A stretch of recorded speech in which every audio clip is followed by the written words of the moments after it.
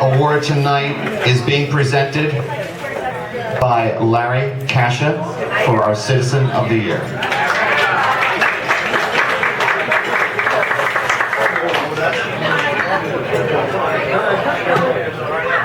I'm glad we took a little break there. Presenting an award after Shecky O'Dowd over there would have been kind of tough. Anyway, it is truly my privilege and pleasure and honor to present the Citizen of the Year, who is Vivian Cleffi. Come on, Vivian. Come on up. Let's make this as painful as possible. Come on. Come over here. Come over here. Okay, for those of you who know Vivian, she is not some debutante philanthropist. She's the type of individual who will roll her sleeves up and get involved. Never afraid to, get in the muck and the dirt to make certain that good things happen to people who need them to happen. And this is really due to the fact, the way she was brought up. Vivian was born in Newark. Newark, right? Yeah. She came from a family that was in need to some degree. Although she was a scholar and offered several scholarships to some prestigious private high schools, she knew that she had to have a part-time job so that she could bring money into the family to help offset some expenses that were being incurred by her brother's illness. So she ended up going to Essex County Vo-Tech, knowing that she needed skills to have a job immediately after high school. After graduating there, she started working for PSE&G. Sometime in 1963, when she was, about 3 years old, something like that, she married some guy named Jim, who's a separate story that we'll talk about some other time. And they had 3 sons. And many of you may know Vincent and Jason, who are successful business people in the area. But you probably never had the pleasure of meeting young Jim. Unfortunately, at the age of 8 in 1975, young Jim was diagnosed with leukemia. And after a long, hard fight, he ended up passing away. And you would think that, rightfully so, Vivian would have gone into a shell at that point. But knowing the type of person that she is, that didn't happen. She ended up getting involved in a group and founding, one of the founding people of a group called We Who Care. And what they did was they went out and they fought with the state of New Jersey to come and help clean up an area that was really a cancer center. They had 32 cases in a small area, and have them come out and clean up that area. So that Jim's death wasn't in vain. It was an act of love on Vivian's part to make certain that other mothers didn't have to go through that in the future.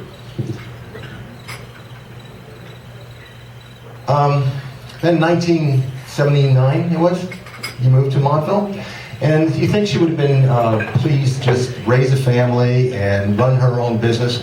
She, and as many of you know, you can see she has a very distinct fashion sense about her, and we all know that. And she had a company called One of a Kind. And what they did was you produced bridal gowns that you sold under your own name, some christening dresses that you sold to the likes of Bamberger's, which is now Macy's for those of you who aren't old enough to know the difference between the two.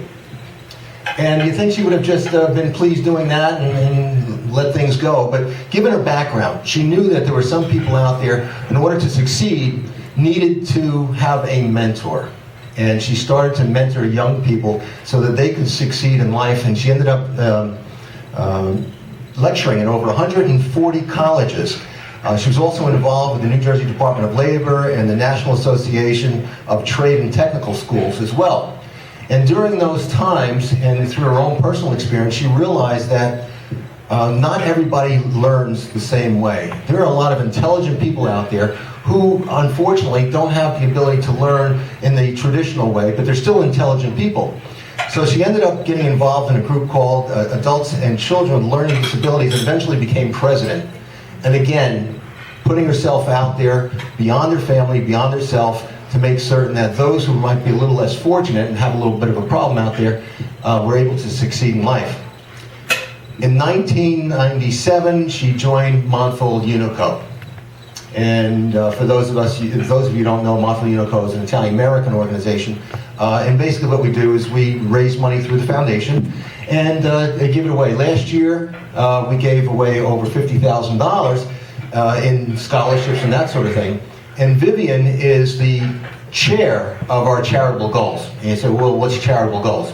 Charitable goals is the subgroup within Montville Unico that makes the determination as to who and what organizations are going to actually get the donations from us.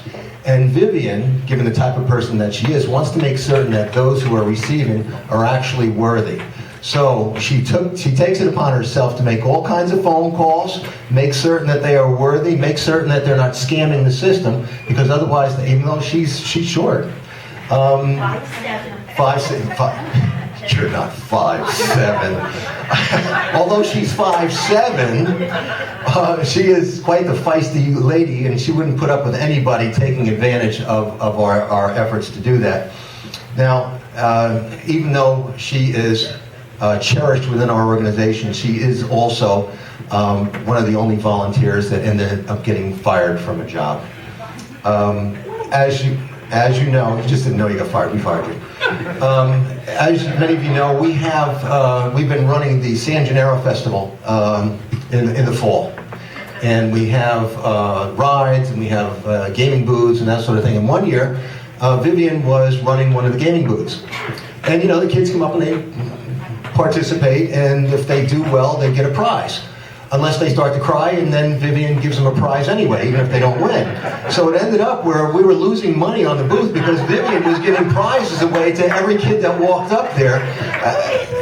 I know they're kids. So we had to ask her to do something else because otherwise we weren't going to get anything done. Vivian's the type of individual as well that the neighbors, when they know that there's an injustice, they know that Vivian's the champion that will go and fight for them. She's also spent her time teaching CCD at St. Pius for a number of years, putting her own special twist on it to make certain that the kids weren't just having religion drone into them, but knowing the value of what they were doing.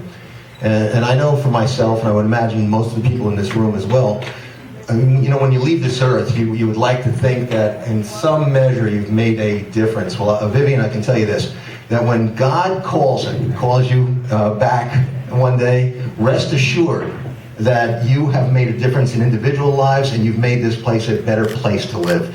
So on behalf of the Montville Chamber of Commerce, I'd like to present you with the Citizen of the Year Award. Well deserved, should have been sooner.